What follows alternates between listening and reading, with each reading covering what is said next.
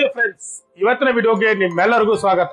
ನಿಮ್ಮೆಲ್ಲರಿಗೂ ಗೊತ್ತಿರುವ ಹಾಗೆ ಸಹಾಯಕ ಆಡಳಿತಾಧಿಕಾರಿ LIC ಯಲ್ಲಿ ಈಗಾಗಲೇ ಏನಾಗಿದೆ, ಕಾಲ್ಫಾರ್ಮ್ ಆಗಿದೆ. ನೀವು ತುಂಬಾ ಯೂಟ್ಯೂಬ್ ಅಲ್ಲಿ ನೋಡ್ತಾ ಇರಬಹುದು. LIC AO ಅಂದ್ರೆ ಅಸಿಸ್ಟೆಂಟ್ ಅಡ್ಮಿನಿಸ್ಟ್ರೇಟಿವ್ ಆಫೀಸರ್ ಕಾಲ್ಫಾರ್ಮ್ ಆಗಿದಾವೆ ಅಂತ ಎಲ್ಲಾ ಕಡೆ ನೋಡ್ತಾ ಇದ್ದೀರಾ. ಆದ್ರೆ ಎಷ್ಟೋ ಜನಕ್ಕೆ ಇದೊಂದು ಏನಂತ ನೋಡ್ತಾ ಇರೋದು ಹೊಸದಾಗಿದೆ. ಯಾಕಂದ್ರೆ ಈಗ ನಾವು NTPC SSC ಇದಕ್ಕೆ ಯಾರು ಕ್ವಾಲಿಫಿಕೇಶನ್ ನೀವು ಪ್ರಿಪರೇಷನ್ ಮಾಡ್ತಿರ್ತಾರೋ ಅವ್ರಿಗೂ ಇದು ಹೊಸ ಹುದ್ದೆ.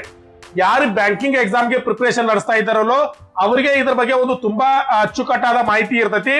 ಯಾರೆಲ್ಲ ಈ NTPC SSC ಗ್ರೂಪ್ ಡಿ ಇಂಥ ಹುದ್ದೆಗಳಿಗೆ ಏನಂದ್ರೆ ಒಂದು ಪ್ರಿಪರೇಷನ್ ನಡೆಸೋರ್ಗೆ ಇದು ಯಾವ ರೀತಿ ಹುದ್ದೆ ಇರ್ತೈತಿ, ಎಕ್ಸಾಮ್ ಯಾವ ರೀತಿ ಇರ್ತೈತಿ, ಮತ್ತೆ ಎಷ್ಟು ಮಾರ್ಕ್ಸ್ ಅಂದ್ರೆ ನಾವು ಸೆಲೆಕ್ಟ್ ಆಗ್ಬೋದು, ಹೀಗೆ 10 ಕನ್ಫ್ಯೂಷನ್ ಗಳು ನಿಮ್ಮ ತಲೆಯಲ್ಲಿ ಇರಬಹುದು. ಈ ಎಲ್ಲಾ ಕನ್ಫ್ಯೂಷನ್ ಗಳನ್ನ ಇವತ್ತಿನ ಒಂದು ವಿಡಿಯೋದಲ್ಲಿ ಕ್ಲಿಯರ್ ಮಾಡೋಣ. ಅದಕ್ಕಿಂತ ಒಂದು ಇಂಪಾರ್ಟೆಂಟ್ ಏನಪ್ಪಾ ಅಂತಂದ್ರೆ ಈ ಎಕ್ಸಾಮ್ ಪಾಸ್ ಆಗ್ಲಿಕ್ಕೆ ಕಟ್ ಆಫ್ ಎಷ್ಟು ಬೇಕು. 2023 ಕಟ್ ಆಫ್ ಬಿಟ್ಟಿದ್ರು. ಅದರ ಕಟ್ ಆಫ್ ನಾವು ಏನಂದ್ರೆ ಒಂದು ಅನಲೈಸ್ ಮಾಡಿದ್ವು ಅಂತಂದ್ರೆ ನಿಮ್ಗೆ ಗೊತ್ತಾಗ್ಬಿಡ್ತೈತಿ. ಇದರ ಎಕ್ಸಾಮ್ ಅಂತ ಏನ್ ಟಫ್ ಇರುದಿಲ್ಲ. ಯಾರೆಲ್ಲ SSC ನೀವು ಪ್ರಿಪರೇಷನ್ ಮಾಡ್ತಾ ಇದ್ದೀರೋ, NTPC ಈಗಾಗಲೇ ಬರ್ದಿದ್ರು, ಅವರಿಗೆ ಒಂದೀಟ್ ನೀವು ಮಾಡಿಫೈ ಮಾಡ್ಕೊಂಡ್ರಿ ಅಂತಂದ್ರೆ ಎಕ್ಸಾಮ್ ಅನ್ನ ಈಸಿಯಾಗಿ ಕ್ಲಿಯರ್ ಮಾಡಬಹುದು. ಯಾಕಂದ್ರೆ ಒಳ್ಳೆ ಸ್ಯಾಲರಿ, ಹೆಚ್ಚು ಕಡಿಮೆ 1.5 ಲಕ್ಷದ ಮೇಲೆ ಏನಂತಂದ್ರೆ ಸ್ಯಾಲರಿ ಕೊಡುವಂತ ಜಾಬ್ ಇದಾಗಿದೆ ಸ್ನೇಹಿತರೆ. ಆದ್ದರಿಂದ ಯಾರೆಲ್ಲ ಡಿಗ್ರಿ ಮುಗಿಸಿದ್ರು ಅವರೆಲ್ಲರೂ ಅಪ್ಲಿಕೇಶನ್ ಆಗ್ಬಹುದು. ಅದ್ರ ಜೊತೆಗೆ ಯಾರೆಲ್ಲ BE ಮಾಡಿದ್ರು ಅವರು ಸಹ ಇದಕ್ಕೆ ಅಪ್ಲಿಕೇಶನ್ ಆಗ್ಬಹುದು. ನೋಡೋಣ ಈ ವಿಡಿಯೋದಲ್ಲಿ ಯಾವ ಹುದ್ದೆಗಳು ಕಾಲ್ಫಾರ್ಮ್ ಆಗಿದಾವೆ, ಮತ್ತೆ 2023 ಕಟ್ ಆಫ್ ಎಷ್ಟಿತ್ತು, ಮತ್ತೆ ಎಕ್ಸಾಮಿನ ಪ್ಯಾಟರ್ನ್ ಯಾವ ತರ ಇರ್ತೈತಿ, ಎಷ್ಟು ಹುದ್ದೆಗಳು ಕಾಲ್ಫಾರ್ಮ್ ಆಗಿದಾವೆ, ಹೀಗೆ ಇದರ ಒಂದು ಸಂಪೂರ್ಣವಾದ ಮಾಹಿತಿಯನ್ನ ಇವತ್ತಿನ ವಿಡಿಯೋದಲ್ಲಿ ನೋಡೋಣ. ಅದಕ್ಕಿಂತ ಮುಂಚೆ ನೀವು ನನ್ನ ವಿಡಿಯೋನ ಫಸ್ಟ್ ಟೈಮ್ ನೋಡ್ತಾ ಇದ್ರೆ ಚಾನೆಲ್ ಸಬ್ಸ್ಕ್ರೈಬ್ ಮಾಡ್ಕೊಳ್ಳಿ, ಅಲ್ಲೇ ಪಕ್ಕದಲ್ಲಿರೋ ಬೆಲ್ ಐಕಾನ್ ಪ್ರೆಸ್ ಮಾಡಿ, ಲೈಕ್ ಮಾಡಿ, ಶೇರ್ ಮಾಡಿ ಅಂತ ಹೇಳ್ತಾ ಬನ್ನಿ ವಿಡಿಯೋನ ಸ್ಟಾರ್ಟ್ ಮಾಡೋಣ. ಯಾವುದೇ ಒಂದು ಎಕ್ಸಾಮ್ಗೆ ಪ್ರಿಪರೇಷನ್ ನಡೆಸೋದಕ್ಕಿಂತ ಮುಂಚೆ ಅದರ ಹಳೆಯ ಪ್ರಶ್ನೆ ಪತ್ರಗಳನ್ನ ಅನಲೈಸ್ ಮಾಡುವುದು ಒಂದು ಯಶಸ್ಸಿನ ಗುಟ್ ಅಂತ ಹೇಳ್ಬೋದು ಸ್ನೇಹಿತರೆ. ಯಾಕಂದ್ರೆ ಕ್ವಶನ್ ಪೇಪರ್ ನ ಅನಲೈಸ್ ಮಾಡೋದ್ರ ಮೂಲಕ ಎಕ್ಸಾಮಿನ ಹಂತಗಳನ್ನ ನಾವು ಅರ್ಥ ಮಾಡ್ಕೊಳ್ಬಹುದು. ಎಕ್ಸಾಮ್ ಯಾವ ರೀತಿ ಇರ್ತೈತೆ ಅಂತ ಹೇಳಿ ಒಂದು ಕ್ಲಿಯರ್ ಆದಂತ ಪಿಕ್ಚರ್ ಅನ್ನ ನಾವು ಏನಂದ್ರೆ ತಿಳ್ಕೊಳ್ಬಹುದು ಸ್ನೇಹಿತರೆ.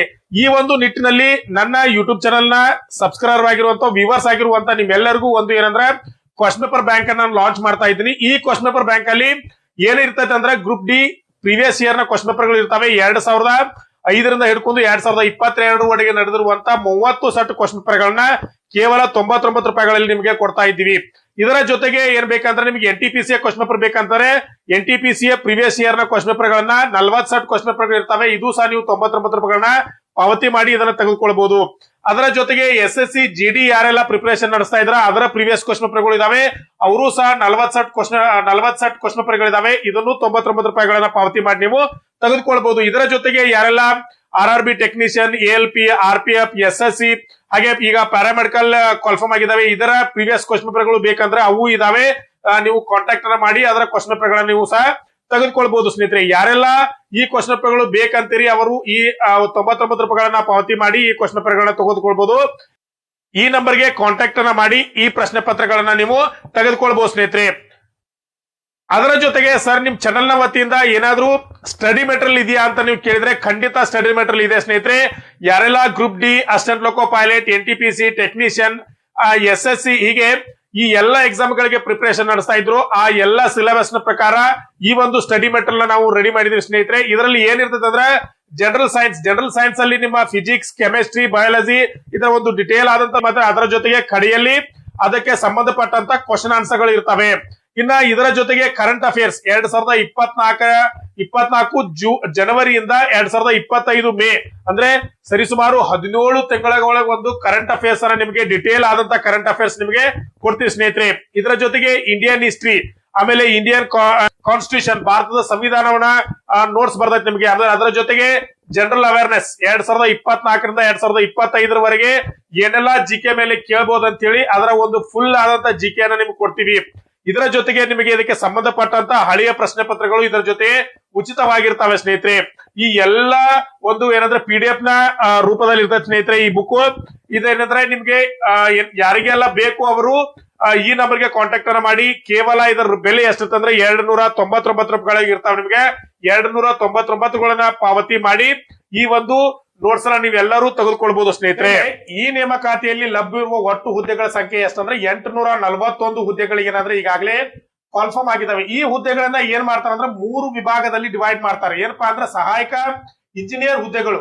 ಈ ಇಂಜಿನಿಯರ್ ಹುದ್ದೆಗಳಲ್ಲಿ ಸಿವಿಲ್ ಆದವರು ಅಪ್ಲಿಕೇಶನ್ ಹಾಕ್ಬೋದು, ಎಲೆಕ್ಟ್ರಿಕಲ್ ಇಂಜಿನಿಯರಿಂಗ್ ಆದವರು ಅಪ್ಲಿಕೇಶನ್ ಆಗ್ಬಹುದು. ಇನ್ನ ಅಸಿಸ್ಟೆಂಟ್ ಆಡಳಿತಾಧಿಕಾರಿಯಲ್ಲಿ ಎರಡು ರೀತಿಯ ಹುದ್ದೆಗಳು, ಸ್ಪೆಷಲಿಸ್ಟ್ ಏನಂದ್ರೆ ಹುದ್ದೆಗಳಂತ ಆಡಳಿತಾಧಿಕಾರಿ ಅಂತ ಕರೀತಾರೆ, ಇನ್ನ ಜನರಲಿಸ್ಟ್ ಆಡಳಿತಾಧಿಕಾರಿಗಳಂತ ಎರಡು ರೀತಿಯ ಕರೀತಾರೆ.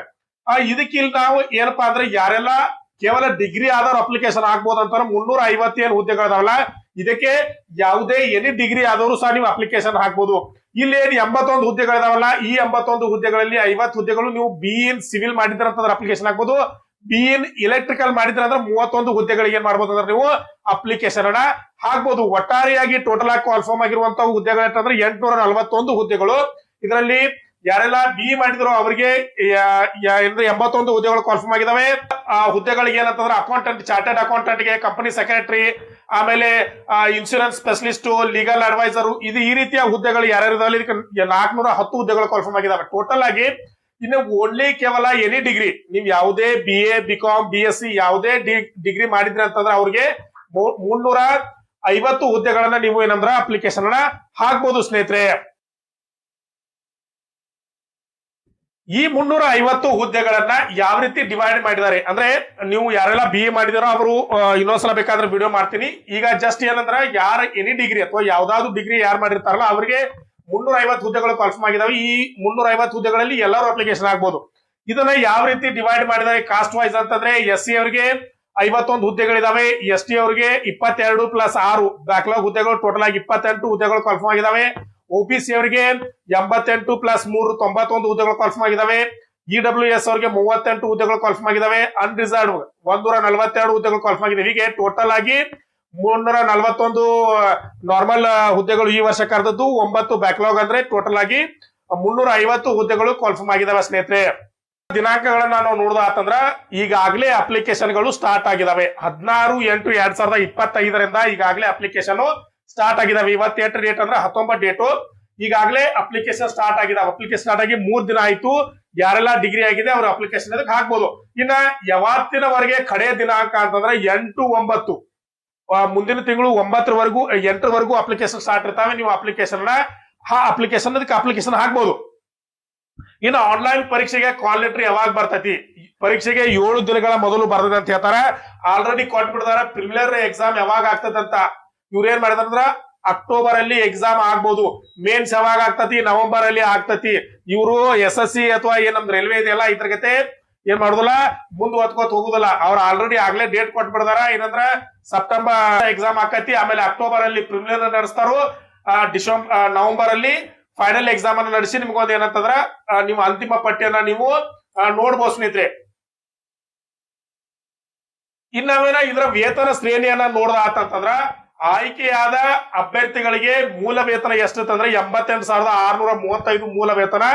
ಎಲ್ಲಾ HRA ಆಮೇಲೆ ಪರಿಹಾರ ಭತ್ಯೆ ಅವೆಲ್ಲವೂ ಕೂಡಿ ಟೋಟಲ್ ಆಗಿ 1,26,000 ಏನಂದ್ರ ಅಂದ್ರೆ ನಿಮ್ಮ ಒಂದು ಕೈಯಲ್ಲಿ ಏನಂದ್ರ ಅಮೌಂಟ್ ಸಿಗ್ತೈತಿ. ಅದರ ಜೊತೆಗೆ ವಾಹನ ಸಾಲ, ಊಟದ ಕೂಪನ್ಗಳು, ಮೊಬೈಲ್ ವೆಚ್ಚ, ಹೀಗೆ ಎಲ್ಲವನ್ನು ಲೆಕ್ಕ ಹಾಕಿದ್ರೆ ಆಲ್ಮೋಸ್ಟ್ ಒಂದು 1.5 ಲಕ್ಷದವರೆಗೂ ನಿಮ್ಮ ಏನಂದ್ರೆ ನೀವು ಪಗಾರನ್ನ ತಗೊಂಡಂಗೆ ಆಗ್ತಾ ಸ್ನೇಹಿತರೆ. ಒಂದು ಒಳ್ಳೆ ಹುದ್ದೆ ಸರಿಯಾದ ರೀತಿಯಿಂದ ಪ್ರಿಪರೇಷನ್ ಮಾಡಿ.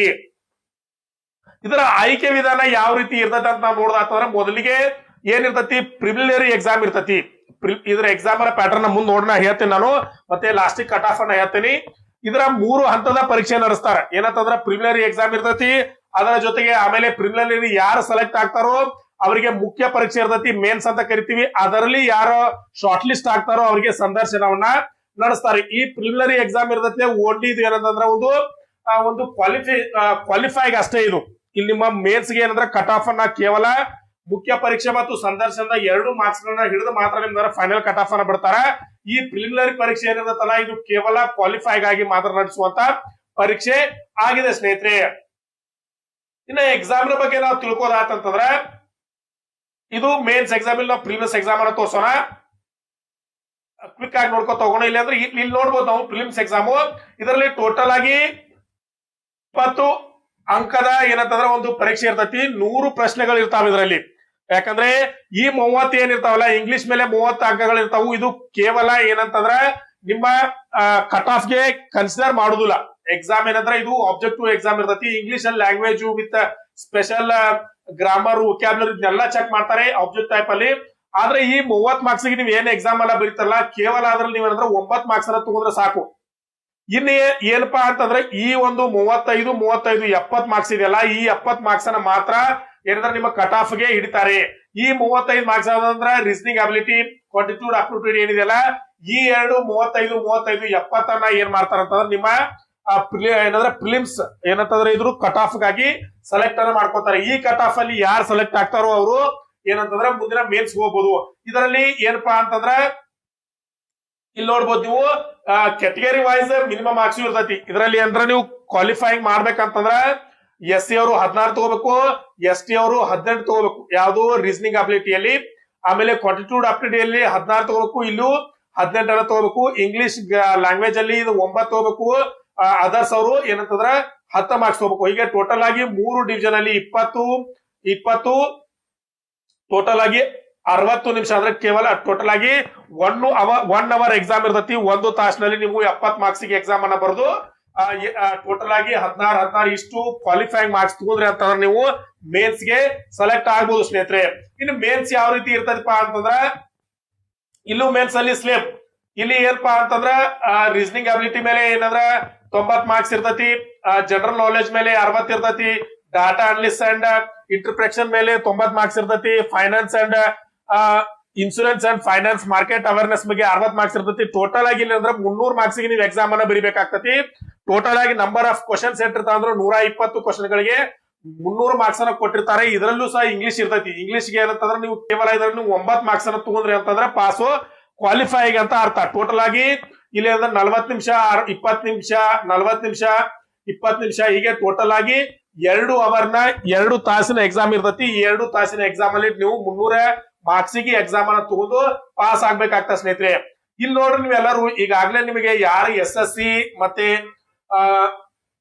ಗ್ರೂಪ್ ಡಿ ಮತ್ತೆ NTPC ಇದಕ್ಕೆಲ್ಲಾ ಪ್ರಿಪರೇಷನ್ ನಡೆಸ್ತಾ ಇದ್ರು ಅವ್ರಿಗೆಲ್ಲರೂ ಈಗಾಗಲೇ ರೀಸನಿಂಗ್ ಅಬಿಲಿಟಿ ಗೊತ್ತಾ ಇರ್ತೈತಿ, ಜನರಲ್ ನಾಲೆಜ್ ಗೊತ್ತಾ ಇರ್ತೈತಿ. ನಿಮ್ಗ ನೀವು ಒಂದ್ ಈಟ್ ಏನಂದ್ರೆ ಡಾಟಾ ಅನಲಿಸ್ಟ್ ಆಮೇಲೆ ಈ ಫೈನಾನ್ಸ್ ಇದ್ರ ಬಗ್ಗೆ ಮಾರ್ಕೆಟ್ ಬಗ್ಗೆ ಸ್ವಲ್ಪ ತಿಳ್ಕೊಂಡ ಅಂತಂದ್ರೆ ಈ ಎಕ್ಸಾಮ್ ಅನ್ನ ಪಾಸ್ ಆಗ್ಬೋದು ಸ್ನೇಹಿತರೆ. ಇಂಪಾರ್ಟೆಂಟ್ ಆಗಿ ನೀವೆಲ್ಲರೂ ಏನ್ ನೋಡ್ತಾ ಇದ್ರಿ ಅಂತಂದ್ರೆ ಇದರ ಕಟ್ ಆಫ್ ಎಷ್ಟು 2023 ಇದ್ರ ಕಟ್ ಆಫ್ ಇಟ್ಟಿದ್ರು.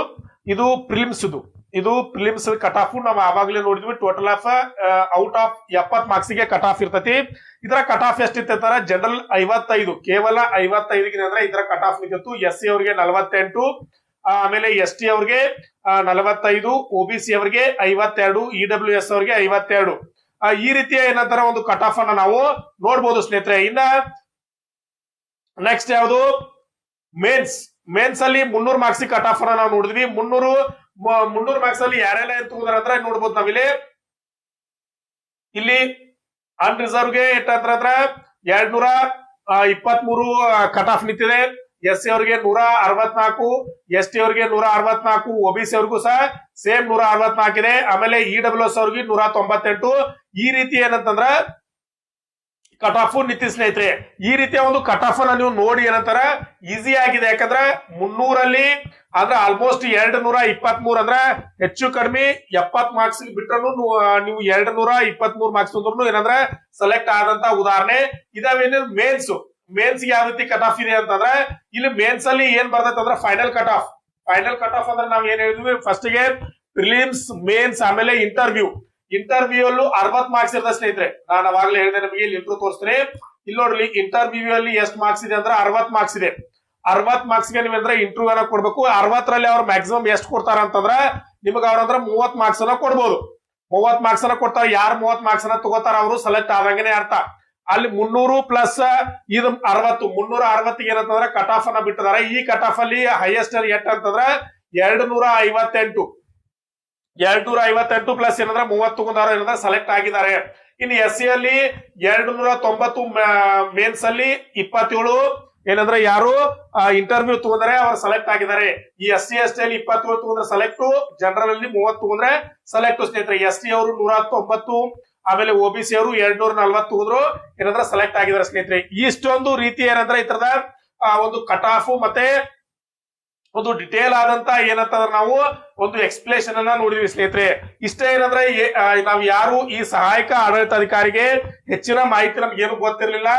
ಅದಕ್ಕಾಗಿ ನೀವ್ ಏನಾದ್ರೆ ಅಪ್ಲಿಕೇಶನ್ ನ ಹಾಕೋದ್ ಬಿಡ್ಲಿಕ್ಕೆ ಹೋಗ್ಬೇಡಿ. ಯಾಕಂದ್ರೆ ಒಂದು ರಿಸರ್ಚ್ ಮಾಡಿ ಎಕ್ಸಾಮ್ ಅನ್ನ ಅಟೆಂಡ್ ಮಾಡಿ ಅಂತ ಏನಂದ್ರೆ ನೀವು ಯಾರ NTPC SSC ಇದಕ್ ಪ್ರಿಪರೇಷನ್ ನಡೆಸ್ತಾ ಇದ್ರಲ್ಲೋ ಅವ್ರಿಗೆ ಸ್ವಲ್ಪ ನೀವು ಮಾಡಿಫೈ ಮಾಡಿದ್ರೆ ಎಕ್ಸಾಮ್ ಅನ್ನ ಬರಿಬಹುದು ಸ್ನೇಹಿತರೆ. ಯಾಕಂದ್ರೆ ಒಳ್ಳೆ ಸ್ಯಾಲರಿ ಕೊಡುವಂತ ಜಾಬ್ ಇದೆ.